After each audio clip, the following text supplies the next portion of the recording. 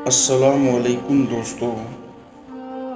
دوستوں کسی گاؤں میں ایک کسان رہتا تھا جس کے پاس زمین تو تھی لیکن نہ وہ اپنی زمین پر جاتا تھا، نہ اس میں بیج ڈالتا تھا، نہ اسے پانی دیتا تھا، نہ اسے کھاد دیتا تھا اور نہ ہی فضول کی گھاس پھوس نکالتا تھا۔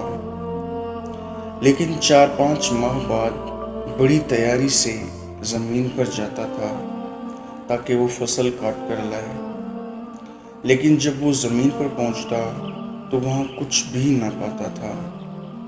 تب وہ اپنی زمین سے شکوہ کرتا کہ اے زمین، دوسرے کسانوں کی زمینیں تو انہیں اب فصل دیتی ہیں لیکن تم مجھے فصل نہیں دیتی۔ اس کے بعد وہ گھر واپس آ جاتا اور پھر 4 ماہ بعد ہی زمین پر جاتا تاکہ وہاں سے فصل کاٹ کر لائے۔ دوستو، آج جس ذلت، رسوائی اور زوال سے ہم گزر رہے ہیں اس کا جواب کسان کی اس حکایت میں چھپا ہوا ہے۔ معاشرے کے ہر طبقے میں اس کسان جیسے لوگ بھرے پڑے ہیں جو اپنے ذمے لگا ہوا کام تو نہیں کرتے لیکن اس کام کے ساتھ جڑا انعام اور نتیجہ حاصل کرنے کے لیے ہمیشہ بے چین رہتے ہیں۔ دوستو، ماں باپ کی بہت بڑی عظمت ہے، اس میں ذرا سا بھی شک نہیں ہے، لیکن اگلے نقطے کو کوئی بھی یاد نہیں رکھتا کہ ان کو اتنی عظمت کس وجہ سے ملی ہوئی ہے۔ صرف بچے پیدا کرنے کی وجہ سے نہیں، کیونکہ وہ تو جانور بھی کر دیتے ہیں، بلکہ اپنے بچوں کی تربیت کرنے کی وجہ سے ان کو اتنی عظمت دی گئی ہے۔ لیکن جب آج کل کے والدین پر نظر پڑتی ہے تو بہت افسوس ہوتا ہے۔ جیسے کوئی جانور کا مالک اپنے جانور کے آگے دانا پانی ڈال کر مطمئن ہو جاتا ہے، ویسے ہی آج کل کے والدین بھی اپنے بچوں کو کھلانے پلانے میں تو کوئی کسر نہیں چھوڑتے لیکن ان کی تربیت کی ذرا بھی پرواہ نہیں کرتے۔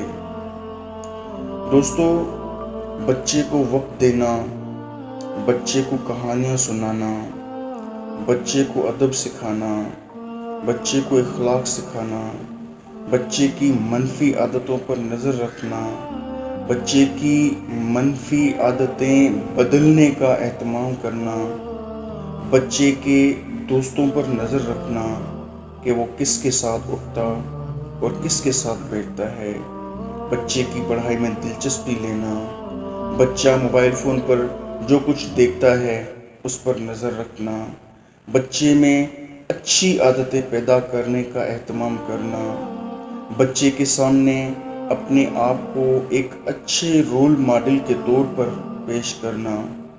دوستو، یہ سب وہ چیزیں ہیں جو کہ والدین کے ذمے ہوتی ہیں، لیکن زیادہ تر والدین اپنی یہ ذمہ داریاں بالکل بھی نہیں نبھا رہے۔ اس کسان کی طرح والدین بھی اپنے حصے کا کام تو نہیں کر رہے لیکن ان کو ہری بھری فصل ضرور چاہیے، یعنی کہ وہ چاہتے ہیں کہ ان کے بچے ان کی عزت کریں، ان کے بچے ان کے فرمان بردار بنیں، ان کی ہاں میں ہاں ملائیں، ان کی مرضی کے حساب سے چلیں۔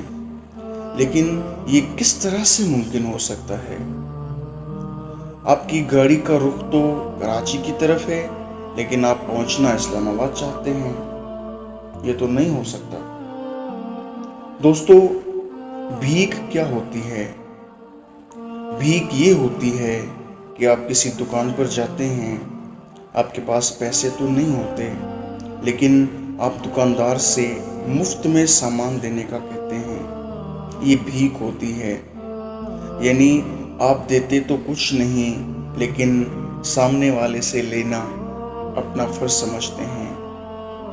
دوستو، بالکل اسی طرح آج کے والدین بھی بچوں کو دیتے تو کچھ نہیں لیکن لینے کی بڑی فکر رہتی ہے۔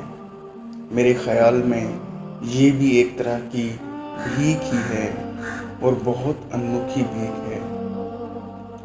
دوستو، ویڈیو کے آخر میں یہ بات لازمی کرتا جاؤں کہ یہ باتیں بحیثیت والدین آپ کے لیے ہیں۔